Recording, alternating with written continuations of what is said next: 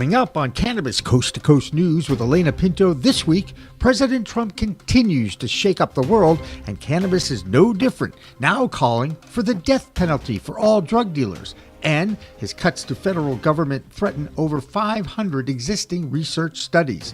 MSO giant Green Thumb Industries CEO Ben Kovler lashes out at the DEA, calling that agency corrupt and asleep at the wheel. And now GTI is getting into the Delta 8 hemp business. On the state front, democracy and cannabis reform take a beating in Ohio this week as lawmakers move to undo what the people voted in just a few months ago. And even in California, lawmakers there are moving to ban all disposable vapes for cannabis and nicotine products, citing lithium battery dangers and environmental impact. And Pennsylvania Senior Senator John Fetterman is starting a petition to federally legalize cannabis that you can sign right now. Plus, a report from the American Dental Association sees an association between cavities and cannabis. Oops, that reminds me, time to go brush my teeth. All that and international cannabis reports on Cannabis Coast to Coast News with Elena Pinto next.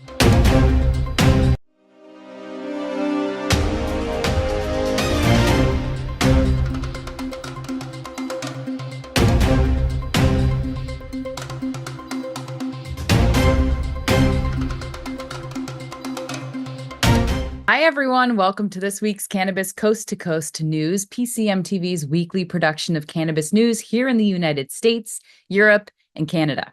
I'm Elena Pinto. Now that we're releasing the show on Mondays at 9 a.m., you can watch the live stream on 7 social media platforms simultaneously, or you can get that live stream right on the PCMTV app available at the App Store and on Google Play. Scan the QR code, and that will take you right there. We start with a confusing environment in our nation's capital where cannabis reform just isn't a priority for the ruling Republican Party. This week was even more bizarre after President Trump's meeting with the Ukraine President Zelensky that ended abruptly after the two had a rather volatile exchange in the Oval Office. One thing's for sure, the two leaders certainly did not talk about cannabis reform. In fact, the only time President Trump mentioned anything having to do with drug reform is when he mentioned that he thinks drug dealers should get the death penalty. He did not specify if he considered cannabis dealers a drug dealer in that sentence. The president also announced that Alice Johnson, a formerly incarcerated woman serving a 20-year sentence on a non-violent cannabis conviction, will become the nation's pardon czar. Her responsibility will be to recommend to the president other current inmates who are still serving sentences for non-violent cannabis crimes. The only positive news coming out of the lobbyists in Washington, D.C. comes from the newly formed U.S. Cannabis Roundtable, whose leaders are clinging to hope that President Trump will make good on his campaign promises after supporting adult use in his home state of Florida. In the meantime, NORML is lashing out at legal states like Ohio, who are trying to change the existing adult use laws by a strong Republican Senate there. And the reforms that were passed this week include removing the Social Equity Jobs Program, cutting back on home grow from 12 plants to 6, and capping THC percentage and creating a mandatory 3-day jail sentence for anyone caught riding in a vehicle while consuming cannabis. Big note on that, though, it's just if you are riding in a vehicle, not driving it.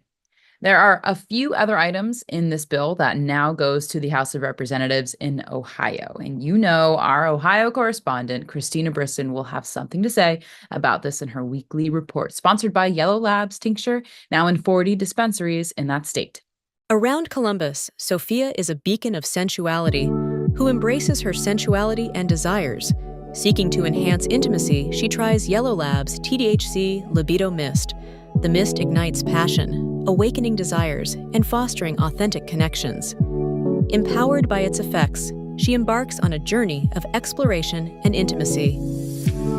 THC Libido Mist serves as a catalyst, kindling desire and intimacy.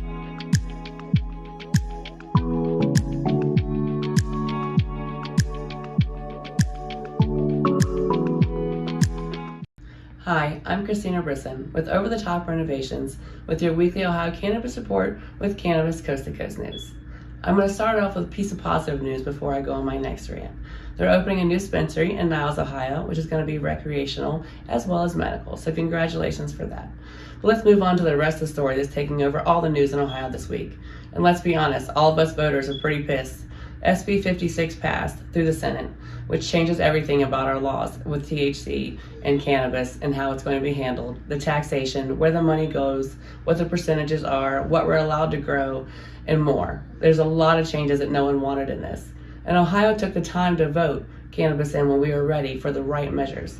We had opportunities before and we did not like how it was laid out. And now we finally had things the way we wanted, and they're saying, no, we're going to change every last bit of it. So it has to go through the House and it's got to go through the governor, but we all know Governor Mike DeWine supports this bill. Let's hope this dies in the House. Everybody speak up, reach out. This is not okay. This is a complete screw you to us voters, and it needs to change, and something needs to happen. That is your weekly Ohio Cannabis Report, and I am Christina Brisson with Cannabis Coast to Coast News. The Ohio Cannabis Report is supported by Yellow Labs and Better Ways to THC.com. Search for Yellow Labs near me and find one of 40 dispensaries in Ohio carrying these amazing mists and creams. We're so lucky to have Tim Johnson from Ohio joining us here at the Cannabis Coast to Coast production studio. And I can ask him, what happened in Ohio this week? You were in the room when the Republicans voted all this weird stuff into a new bill. They've undone everything that Ohio gained. What is your reaction to what happened there, Tim? For Ohioans, it was nothing unexpected. We knew it was coming. As we've been following issue 2 since it's passed, and we've watched what happened, and we've been receiving somewhat, I guess, legislative respect and following the timeline. But last week on the Senate floor, in addressing Senate Bill 56, what we seen was Ohio Senate Bill 56. It presented a new era of cannabis prohibition in Ohio, is the simplest way to put, or to reply to the bill's language. Are you confident that the House is going to come up with a counter bill or just block this one? No, they're going to come up. I really believe they'll come up with a counter bill, one of their own. They don't want to take something that's so pejorative in the minds of Ohioans, and say, okay, well, we're just going to make a couple adjustments on Senate Bill 56 and it'll pass the Senate Bill 56. I don't think it's going to happen. We've got too many calls to actions right now, too many people calling for their resignation, advising them, elections are around the corner. It's just gotten to a point that's ridiculous to, speak of the voters that put you in office, to basically call us stupid and call us dumb. We don't know what we're doing, and so forth. So no, I truly believe with the contacts I have and my intel that the House will come up with something much better, and they'll get rid of a lot of the criminal enhancement of criminal penalties and laws that they're adding into. Much of them date back to worse than the current illicit drug laws in Ohio. Well, Tim Johnson, as always, thank you so much. We now go back to Elena Pinto in the studio. Don't look now, but the legal regulated cannabis industry is moving towards the more unregulated hemp industry and getting into infused beverages and other hemp-based products because it's a lot easier to operate in that market. It's kind of like if you can't beat them, join them. Well, that's what's going on with one of the larger multi-state operators in the U.S., Green Thumb Industries out of Illinois. This week, their CEO, Ben Culver, ripped the DEA for their delaying practices and called them clueless and asleep at the wheel. In their fourth quarter earnings call with investors, Kovler painted a very bleak picture on future federal reform of cannabis, including the fact that he doesn't see legalization happening for at least a decade. Kovler's quote during that call was, "We think the DEA is corrupt and misguided and out to lunch," unquote. GTI has a strong reputation in the industry as one of the few publicly traded MSOs that has a solid financial model. Their preemptive move into the hemp-derived industry is another sign that GTI is ready to adapt to the new, more prohibitionist administration in Washington, D.C. Our Illinois reporter, Mark Allen, is already preparing for this move in his own backyard. Here's the Chicago Clone Guys report for the week. What's up, everybody? This is Mark Allen, the Chicago clone guy, checking in from Illinois for Cannabis Coast to Coast News, and this is Bird in his spot like always. Thanks for tuning in. As you all know, as we all know watching this show, that the MSOs, or for the people that don't wear suits every day, multi-state organization, MSO, the big companies is what I like to call them, they've pretty much, they dominate the cannabis industry, and especially they're starting to take over the hemp industry for the intoxicated hemp. Well, not for long. Small guys are starting to do it too. This guy. I currently have, as you're going to see a video coming up here, I have agriculturally zoned land, which is required for a hemp permit in Illinois now. They changed the tax code, so they're making the barriers to entry more difficult. But I knew that, so I anticipated that. I bought the property, and now, as you see in this video, I have a commercial facility being built on a multi-acreage field for our commercial hemp, clone producing facility. And we're also going to be doing outdoor intoxicated hemp, working possibly, with the MSOs or the small people. So it's not always the big guys out there. There's the small guys like me in the clone camper that are fighting for it every day too. But, I wish everybody luck in this business. So that's pretty cool seeing going on there. Illinois, some more news in Illinois. An Illinois committee advances a bill to eliminate the search of a vehicle alone by the smell or odor of burnt or raw cannabis. That's pretty good information. I like hearing that going through. The East Dundee Police Department are having some bad news because they recently raided a hemp shop and they had to give it all back, including the money that they took. And now the owner of that hemp shop is suing them for an illegal raid. Imagine that. They're alleging that it was based on race, and they also allege that the East Dundee Police Department knew that other local shops were doing the same thing they were doing in the same area, but left them alone because they were not the same race. But those are alleged statements. But that sums up this week's Cannabis Coast to Coast News. I'm Mark Allen, the Chicago clone guy. Checking out. Thanks for tuning in.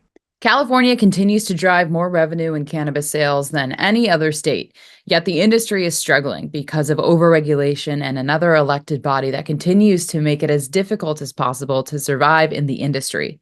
And now, a state assemblywoman is introducing a bill that would effectively ban all vaping tools for cannabis and nicotine. Assemblymember Jackie Irwin has introduced a bill that would ban single-use cannabis and nicotine vapes statewide. The reason has to do with public safety, claiming the lithium batteries in those devices are prone to spontaneous combustion. On top of that, she cites the impact of these devices on the environment. On top of that movement is the decline in tax revenue and the desire of the California state government to increase already existing taxes up to 25%. Industry lobbyists believe that if this happens, even more cannabis businesses will fail and consumers will return to the illicit market. California joins other legal adult use states who want to inflict and increase taxes to make up for budget shortfalls. Our California reporter managed to find a safe haven for cannabis enthusiasts. It was a Cannabis Chamber of Commerce event in West Hollywood at Pleasure Med. Here's Dina Naguib. Hi, I'm Dina Naguib, Principal Consultant of Grass Goddess Consulting, reporting for Cannabis Coast to Coast News. Special report today. I'm here with Ian Rassman of Rassman Payments. How's it going, Ian? It's great. It's awesome to be here today. Here we are hanging out in a lounge, Cannabis Lounge in West Hollywood. Yeah, we're at Pleasure Med today. Do you want to tell everyone what we're doing here? We're here with the LA County Bar Association and Cannabis Chamber of Commerce to come together and discuss the plant. Here at Pleasure Med in West Hollywood, a cannabis consumption lounge. And we've had a lot of amazing products here today. Really some fantastic stuff. It's an amazing group of people. Like, there are a lot of attorneys here, but a lot of other people. It's really been great. And West Hollywood has really been leading the way when it comes to consumption lounges for cannabis. So I think that it's great that we were able to come here together today and talk about the future. Absolutely. West Hollywood is definitely leading cannabis tourism. It's sort of the new Amsterdam, with people coming internationally to LA, knowing that they can go to lounges and purchase cannabis and consume it, all in a safe environment. this is amazing. I love that. Yeah, it's definitely a great place, and tourists already come here. So We need to see the expansion of this model and others outside of West Hollywood, more pervasive around California and other parts of the country and around the world, of course. absolutely, and that's a great lead-in because Ian, I wanted to ask you have some big travel coming up. Do you want to just talk about that for a minute? Yeah, I'm heading off to Europe on Wednesday. I'm visiting a cultivation facility in Holland on Thursday. I'm speaking at the Cannabis Summit on Friday. Saturday and Sunday, I'm grabbing all the executives from the summit, and I'm leading a 2-day industry tour around Amsterdam. We've got some VIP tours lined up at many of the famous coffee shops. The owners are going to meet us and give us the private tour. So we're going to get the VIP experience. We've got the Bulldog canal boat, so we're going to go cruising down the canals. And it's all a walking tour. And then it's Cannabis Week in Barcelona. So I'm leaving on Tuesday for Barcelona, where there's going to be sea days, events every night in lounges all around the city. Thursday is the International Cannabis Business Conference, another event I'm sponsoring. And then Friday, Saturday, Sunday is Spanibus, Europe's largest cannabis festival with 15,000 plus people pouring into Barcelona to celebrate the plant. Oh my gosh, I love that. And we actually have one of our correspondents that lives over in Europe that will be at Spanibus. So it'd be cool if you guys meet up and do another interview there. Well, thank you so much, Ian, for taking a little time with me today. I appreciate everything you do for the industry. It's always great hanging out with you, Dina. Thanks so much. This is Dina for Cannabis Coast to Coast News. One more note on California. If you want to get your voice heard about the proposed tax hike, think about attending a lobby day on March 24th in the state's capital, Sacramento. That tax hike threatens the existence of the market that is teetering on collapse. So think about these unfair facts. Cannabis in California, the consumers there pay 124 times more than the tax on wine and 60 times more than beer. Seems a bit unfair, right? Well, that'll do it for the A Block, or first section of Cannabis Coast to Coast News. Next up, we'll turn it over to our international reports, Debbie Facey in Canada and Ben Stevens in London with a report on the ever-changing laws in Germany. Cannabis Coast to Coast News continues after this. Ready to take your craft to the next level? Imagine faster extractions, purer products, and more profits. Sounds good, right? At Pure 5 Extraction, we've revolutionized cannabis extraction with our game-changing technology. No solvents, no heat, just the cleanest, most natural process on the market. Whether you're a boutique grower or a large-scale operation, Pure 5 has the tools to elevate your business worldwide. Visit pure5extraction.com today. Pure 5 Extraction, because your plants deserve the best.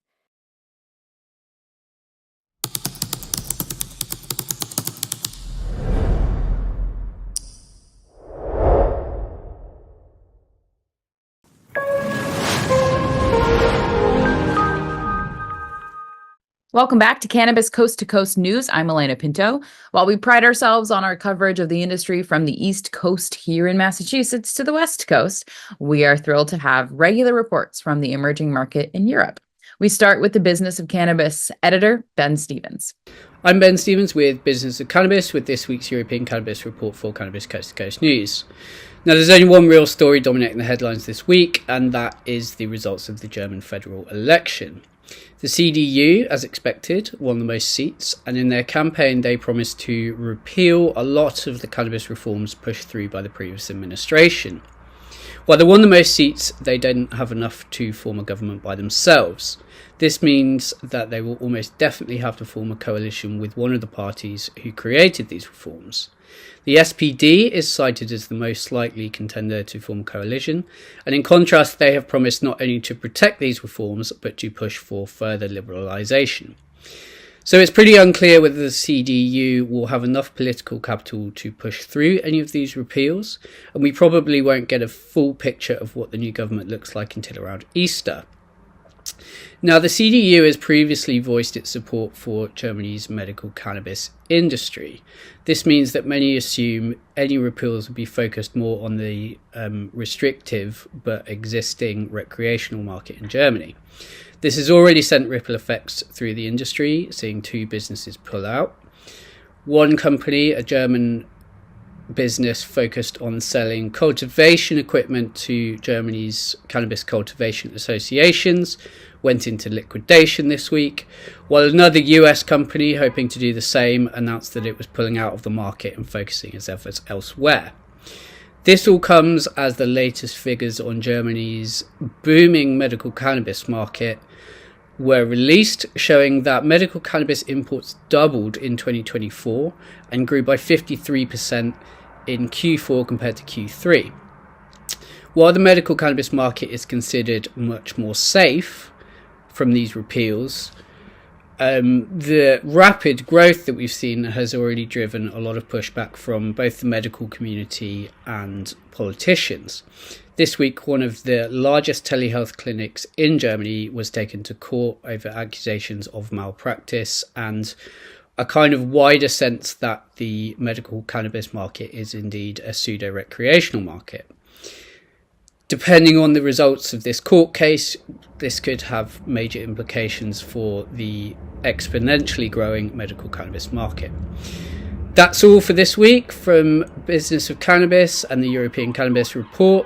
I'm Ben Stevens, reporting for Cannabis Coast to Coast News. In Canada, that country is responsible for exporting 50% of its product to Germany, a country that continues to make changes to its cannabis laws. Here's Debbie Facey. This is Debbie Facey with the Canadian Coast to Coast Cannabis News Report. So what we have in Canada this week is Canopy Growth brand Tweed has finally launched in Germany. This is something that has been a partnership with Portugal under the Grow Vida S.A. This is going to be something that's great for not only Germany, which is the largest market, but also it's going to be adding to the 83 million people that are not only within the consumer bracket, but are also influencers and are excited for this amazing change, which I am too. Next, what we have is New Zealand has received their first shipment from Pure Sun Farms, which is their Pink Kush, which is going under Village Farms International.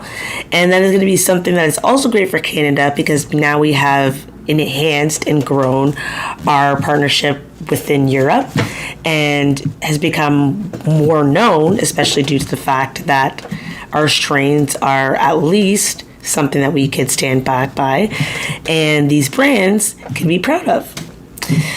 This is it for Debbie Facey in Canada with the Canadian Coast to Coast Cannabis Report. Peace. Last week, Matthew Friedlander was at the Washington State House lobbying for changes to some of the laws in one of the 2 oldest adult use states. It looks like those efforts got some notice. A bill to open up the home grow market has moved forward and is part of a bill that would allow public consumption of cannabis in a regulated licensed space. State Rep Melanie Morgan presented that to their state legislature and got immediate pushback from other reps who continue to be overly concerned about drivers who are under the influence of cannabis. The big question, of course, in every adult use state is confirming that a driver is impaired, even with the presence of cannabis in their system. This bill would place responsibility at these public events on designated bud tenders who, like bartenders, would be responsible for educating users and keeping an eye on their intoxication levels. Well, now let's check in with bordering state Oregon with Marianne Crisaci. I'm Marianne from Alibi with the Oregon Cannabis Report for Cannabis Coast to Coast News. Another attempt is being made to legalize cannabis consumption lounges in Oregon.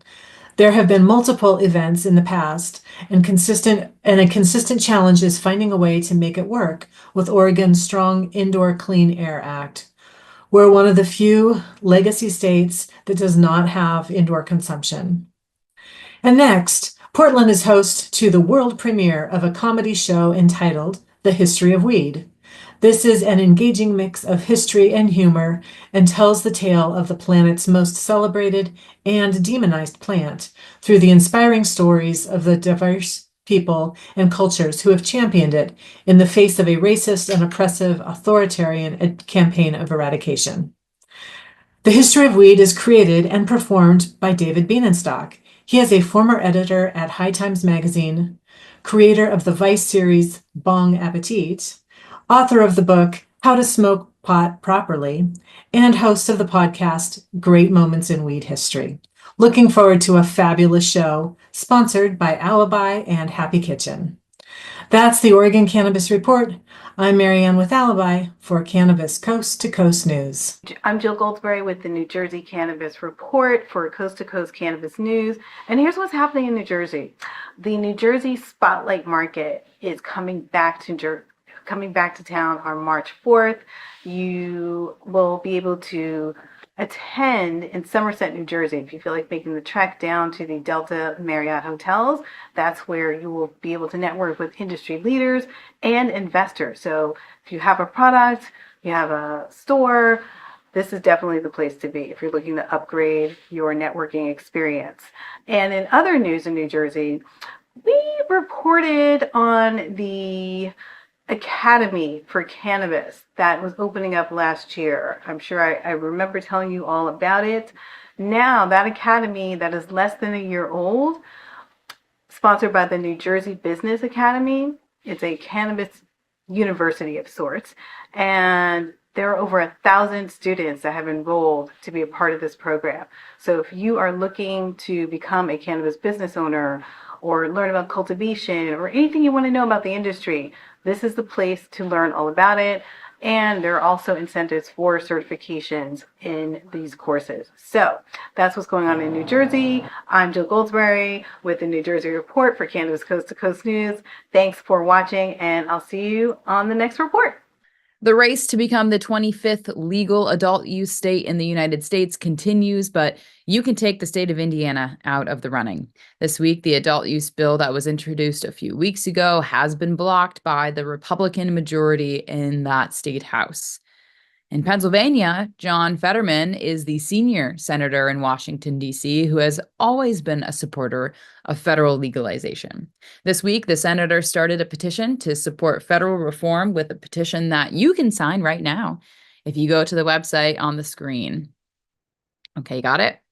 Now let's check in with Karen Black in Arizona, a state with declining revenues that is still bullish on the plant. Here's Karen. I'm Karen Black from Greenfinger Consulting with the Arizona Cannabis Report for Cannabis Coast to Coast News. The Arizona Department of Health Services released its official cannabis sales figures for 2024. Total adult use and medical sales declined to just over $1.1 billion, which was a significant decrease from the $1.4 billion recorded the previous 2 years. Industry insiders cite shifts in consumer behavior and increased competition, including from the illicit market, as reasons for the decrease. Moving over to the legislature, 5 of the original 12 marijuana measures are still in play. 2 bills, one about cannabis advertising restrictions and one limiting where medical dispensaries can be located, have made it out of their original chambers and are expected to pass. 3 other bills are waiting for committee of the whole hearings. They're about medical clinical research trials, intoxicating hemp beverages, and dual licenses in rural communities. Down in Tucson, the Old Pueblo Hemp Company will be upgrading buildings in the Tucson Unified School District and the University of Arizona with its hemp insulation and building materials. The partnership is one of the largest commercial applications of hemp-related construction in the country. Meanwhile, back in the Phoenix metro area, the Best in Grass Arizona Award Show was held February 28th in conjunction with the Marijuana Industry Trade Association. The affair featured red carpet arrivals at the Corona Ranch and Rodeo Grounds in Levine Village. Also this past week was the 3rd annual Arizona Cannabis Awards Music Festival, which took place March 1st in Glendale. That's all for this week's Arizona Report. I'm Karen Black from Greenfinger Consulting reporting for Cannabis Coast to Coast News. Earlier in the show, we visited another cannabis social club in West Hollywood in California, a state that is starting to open up more consumption lounges every month. In Oklahoma, they have an interesting approach to social clubs. You can bring your own cannabis into an alcohol-serving bar. That's where Kimmy Cannabis reports from this week. I am Kimmy Cannabis from Can I Talk About It with the Oklahoma Cannabis Report for Cannabis Coast to Coast News. I'm at the Up Down, an adult arcade in the Plaza District in Oklahoma City. This is a cannabis-friendly patio that we're on. Not only can you come here to play arcade games and consume alcohol if you're over 21, you can also consume cannabis on the upstairs balcony. I'm here with a couple customers to get their view from the patio. So, hello. Hi. What are your names? I'm Ashley. I'm Rocky. And is this your first time being at the Up Down? No, we've been here. You've been here many times? Yes. Yes? Yes. And do you have your med cards, by the way? Yes. Because this is a medical cannabis state, just so we say this, so you do have to have your med cards to consume at any of these locations. Correct? Correct. Although they don't card you, but you have to be responsible, right? Yes. So have you ever had any kind of problems with consuming on a balcony with anybody? No, never. It's very welcomed. It's not like the alcohol exchange, right? No, not at all. Like no conflicts. No. Like just love. Yeah, right? Right. So do you play games here? Yes. They have some of the best games here. I love that we have this much these many things here to occupy us as cannabis consumers. Yes. And I just personally love it. We love it here. We're always welcomed, and it's just a safe place. Yes. Good. Well, I appreciate you guys giving, us your view from the patio. Yes. And thank you. Thank you. And I am Kimmy Cannabis. That is it for this week's Cannabis Coast to Coast News Oklahoma edition. Peace, love, and all that good stuff. That'll do it for the B block of Cannabis Coast to Coast News, but we still have one more section to go, and in that one, we will have more state reports and tell you about the American Dental Association's warning about cannabis and cavities. Cannabis Coast to Coast News continues after this break.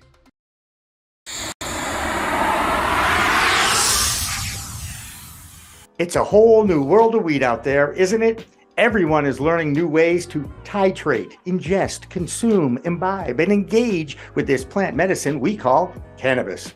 Now, let me tell you my cannabis story. I've had 4 major surgeries in the past 23 years and suffer from osteoarthritis with a variety of metal parts in my body and one on deck. Now, thanks to those chronic pain issues, I've been a medical patient in Massachusetts for almost 10 years now. I remember my first trip to a dispensary just outside of Boston, and I told the bud tender I didn't want to smoke it anymore. So I tried edibles, then tinctures, then vaping, and now if I'm going to smoke, I only use the Weegits filtration system. What? The Weegits.com, Weegits, that's weed, W-E-E-D, G-E-T-S.com, is where you'll find the planet's coolest product that cools the smoke from everyone's favorite flower. The guy that started this was a pretty good medical device manufacturer, and he created this maze pipe that cools the smoking process from 1300 degrees Fahrenheit upon inflammation down to just 90 degrees when it reaches your mouth. That's right, 1300 down to 90. That's why this maze pipe is amazing. Now, add in the code of PCMTV and you get 15% off. So just go to Weegits.com and check out the best way to enjoy a cooler smoke with less coughing and hacking and more peace of mind.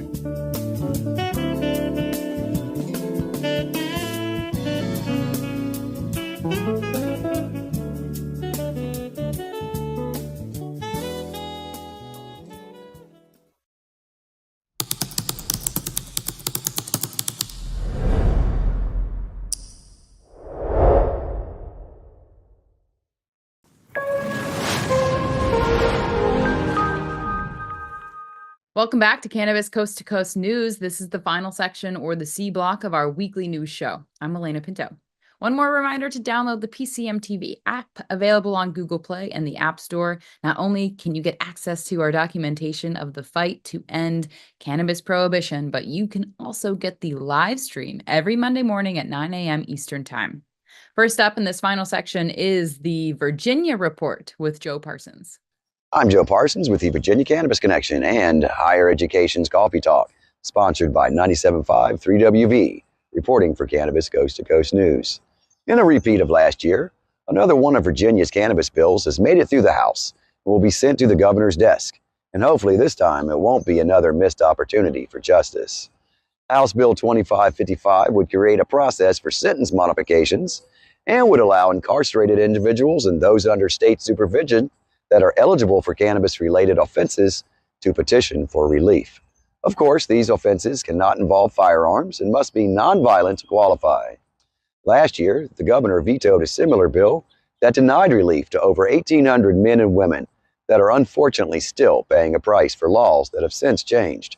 He cited that the bill would undermine the legal system and the judges that felt that the sentences were necessary at the time of sentencing. While the governor's position on this issue has not changed, the support for this bill has since grown in popularity, especially since Maryland and other states have enacted similar measures. Recent polling indicates that 84% of registered voters support the release of incarcerated people serving sentences for crimes that include activity that is now legal. Another survey found that 72% of voters approved former President Biden's pardons of nonviolent cannabis offenders, including, get this, 55% of Republicans. So the question remains, will these new numbers and increased support for this measure, along with pressures of the gubernatorial election coming up in November, now might be a good time for Governor Youngkin to start winning the support of his constituents that have shown the bipartisan support for this bill and the adult retail cannabis bills to become law. Now, one way you can help is to get involved by contacting the Last Prisoner Project. Their work has been leading the way to get justice for individuals who have been negatively affected by the failed war on drugs. They can always use volunteers or donations to continue their mission to free everyone that is being jailed for simple cannabis offenses. You can contact them by going to thelastprisonerproject.org. Well, that's going to do it for this week from Higher Education's Coffee Talk, sponsored by 97.5 3WV in Charlottesville, and reporting for Cannabis Coast to Coast News. I'm Joe Parsons. Until next time, stay lifted. One of the most controversial executive orders that President Trump has introduced in his first 100 days in office are the cuts made to the federal workforce and the budget cuts to medical cannabis research that scientists and academics are already in the middle of. According to a report by MJ Biz Daily, there are currently 565 ongoing research studies on the long-term effects of cannabis on the brain in adults and in children. The National Institute of Health has seen their anticipated funding frozen by the president's executive order and will use the courts and legal system to loosen that freeze. According to an NIH database in 2012, the year that voters approved adult use laws in Colorado and in Washington state, researchers published around 1,200 cannabis-related studies, mostly focused on the harms of the plant medicine.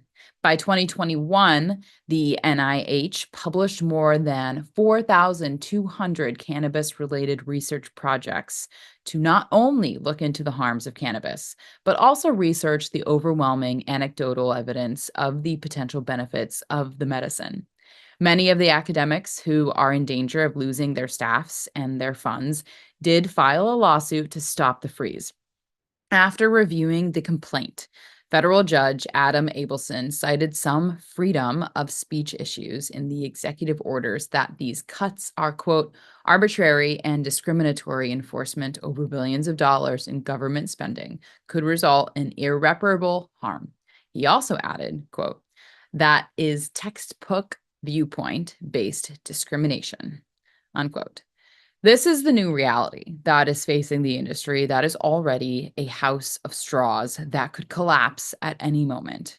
Even research into the hemp industry is in danger, where the U.S. Department of Agriculture already has close to 40 ongoing research projects that will be discontinued.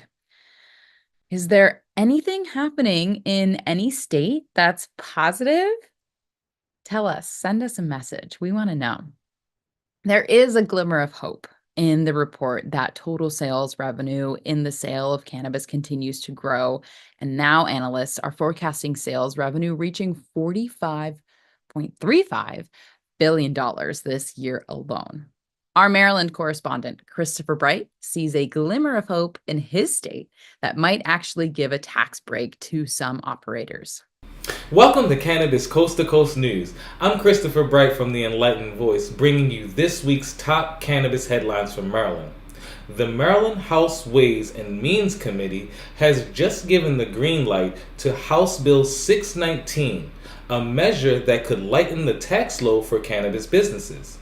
Approved last week, this bill expands an existing tax break exempting sales between licensed cannabis companies and registered cannabis nurseries from the state's sale and use tax. Right now, medical marijuana and some business-to-business sales dodge that tax, but come July 1st, 2025, nurseries could join the party if this passes into law. Supporters say it's a win-win.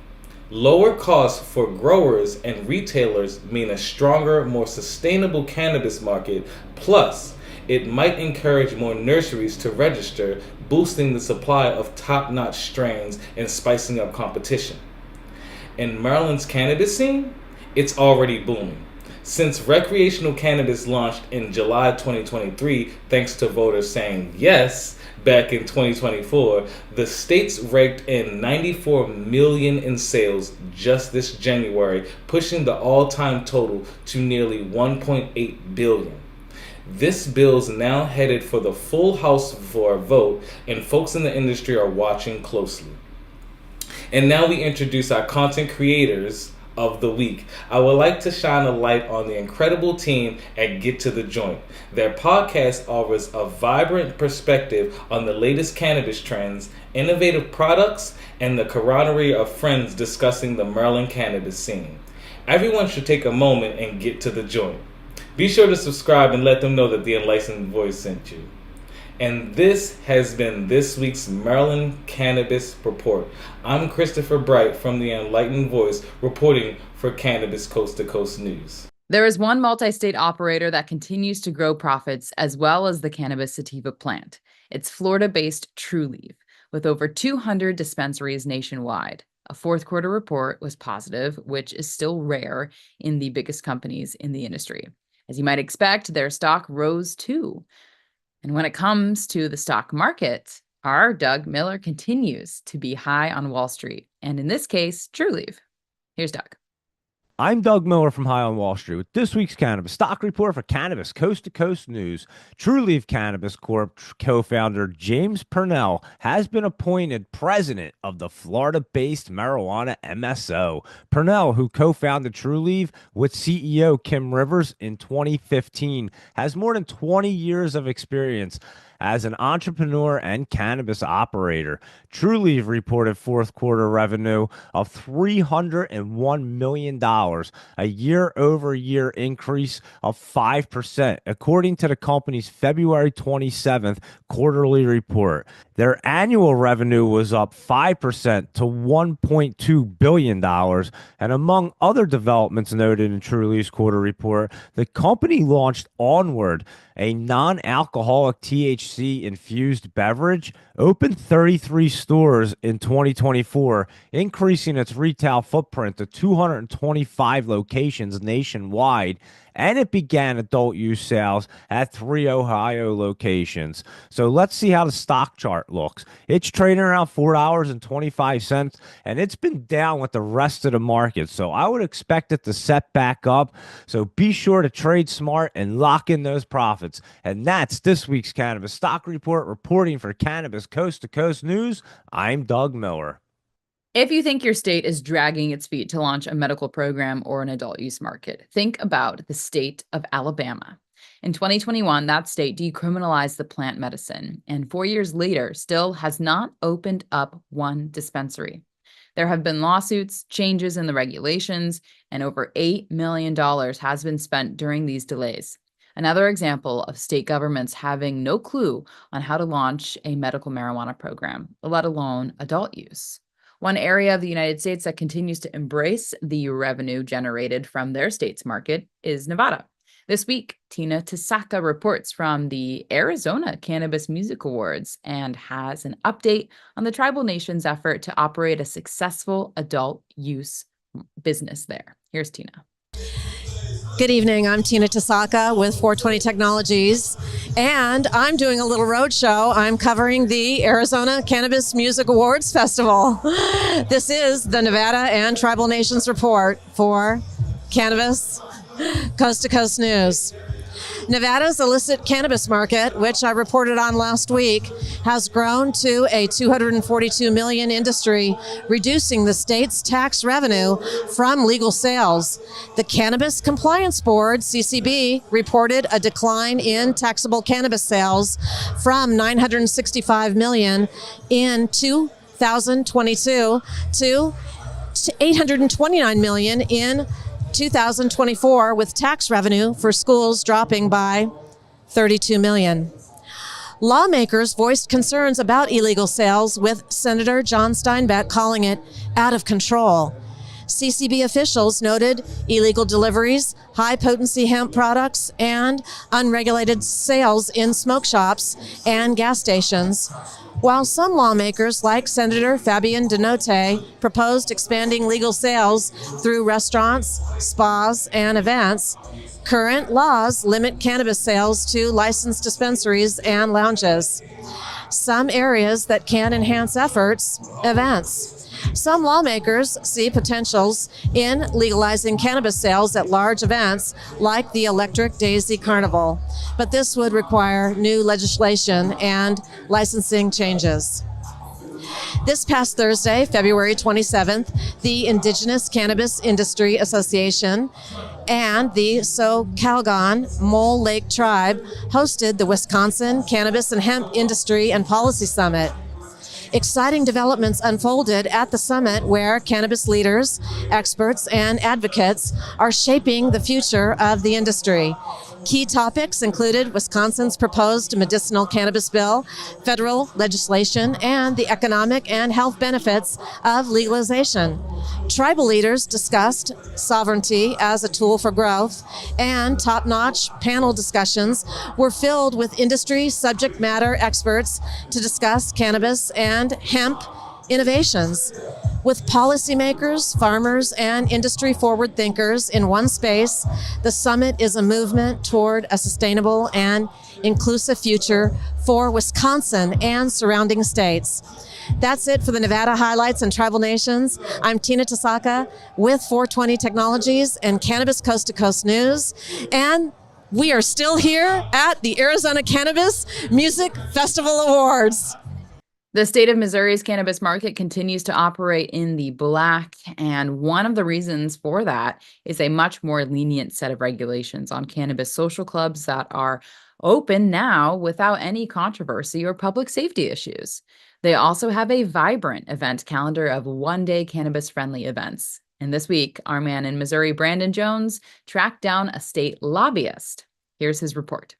Hi, everybody. I'm Brandon Jones with B Green Distribution with Missouri Cannabis Report for Cannabis Coast to Coast News. And you know, we've been watching closely the bills that have been going on here in the state of Missouri, and we're very lucky to be joined by lobbyist Ethan Thampy. Ethan, how are you doing today?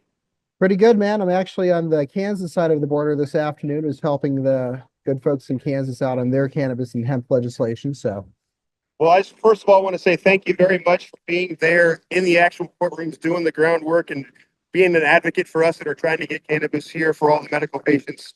And, you know, if you could just kind of tell everybody what's kind of going on here in the state of Missouri and bring us kind of up to speed for those across the country. yeah, absolutely. So here in Missouri, we're kind of in a little bit of a war between the marijuana industry, which is kind of a regulated monopoly. We got license caps on the marijuana licenses in Missouri, so you can't enter. There's a small number of companies that control the market. And the hemp side. So I work with American Shaman here in Kansas City and some other companies around the state. And hemp, we're seeing an explosion in the THCA flower market. We're seeing the pervasive distribution of 5 milligrams or low dose hemp-derived THC beverages. We're seeing a lot of presence in the market, especially in the C-store, smoke shop, even in grocery stores these days. I So can say even Total Wine in Kansas picked up Cheech and Chong's drink as well, correct? yeah, American Shaman works with Cheech and Chong. So I've been fortunate to be on the phone with them not too long ago. But yeah, so here in Missouri, we have kind of 2 or 3 different bills that would aim to regulate in various facets the hemp industry. The marijuana industry has a bill in the House and the Senate that would basically ban. They call it intoxicating hemp. So I don't like that terminology, but let's just roll with it. The marijuana industry has legislation to ban intoxicating hemp from outside of the marijuana dispensaries. We're obviously fighting that. And then there's 2 different versions of legislation that would protect the hemp industry and regulate us and give us some consumer safety and testing standards and make sure packaging isn't attractive to kids and so forth. So we're working on that. We're about 2 weeks away from the midpoint in the Missouri legislative session. So getting anything done this year is getting close to the limit of when it can, how the timeline feasibly works. So we're trying to get something good out of this legislative session. We've got once we come back from spring break on I want to say 4th week of March, we have 8 weeks left. Our legislative session goes through May. I want to say 17. So that's kind of the timetable. Well, thank you again for joining us. Thank you for what you do every day. And like you said, you are in Kansas right now and coming back to Missouri. There's a great thing that you're taking care of both states and making sure that patients have access. So thanks again. I'm Brandon Jones with B Green Distribution. This is the Cannabis Coast to Coast News, and this is our Missouri Report. Have a great week. Stay medicated and educated. Thanks, Ethan. And finally, does frequent use of adult use cannabis cause cavities? Another research study reports that the answer is yes. In an article published in January of this year, the American Dental Association used a cross-sectional survey of the research results from a self-reported survey of over 5,600 adults between the years of 2015 and 2018. That survey was done 10 years ago by the National Health and Nutrition Examination Survey. Their results claim that frequent recreational cannabis users have a 17% higher probability of an increase in cavities, and a 55% have a higher chance of untreated root surface issues, and 41% higher odds of having severe tooth loss. So if you use cannabis once a month, you qualify as a frequent cannabis user, and you better take care of your teeth. So don't fall asleep before you go brush. Okay, but keep in mind that original self-reported data was collected over 10 years ago and did not include medical patients. So it's just another example of this new wave of propaganda backed by the substance abuse community and the return of prohibition spin by the medical and political community. Such is the state of this industry in 2025. Not a lot of positive momentum going on in the first 2 months of the year, but supporters and lobbyists will have to become even more dedicated to the cause, especially over the next 4 years. Okay. That's this week's Cannabis Coast to Coast News. I'm Elena Pinto. Remember, it's a whole new world of weed out there. Consume responsibly and brush your teeth. We'll see you next week.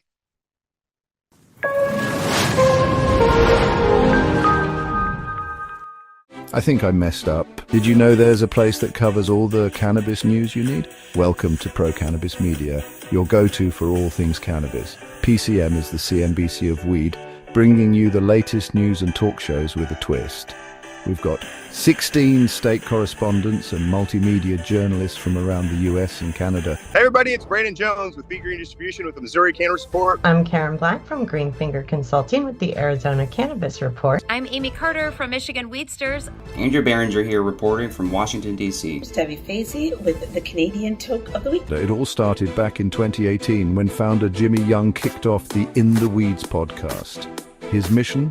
Documenting the fight to end cannabis prohibition. Fast forward to today and we've got Cannabis Coast to Coast with Elena Pinto, delivering the nation's only TV-style cannabis news show.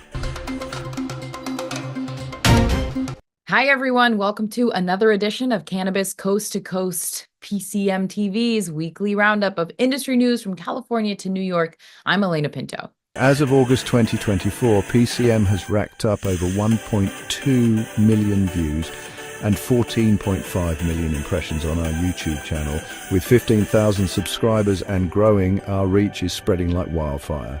PCM's website, YouTube, Rumble, Discord, Roku, Twitch, Spotify, iHeartRadio, Apple Podcasts, and even our very own PCM TV app. Get your cannabis news fix with Pro Cannabis Media. We're here to keep you informed and entertained. Stay tuned and stay lifted.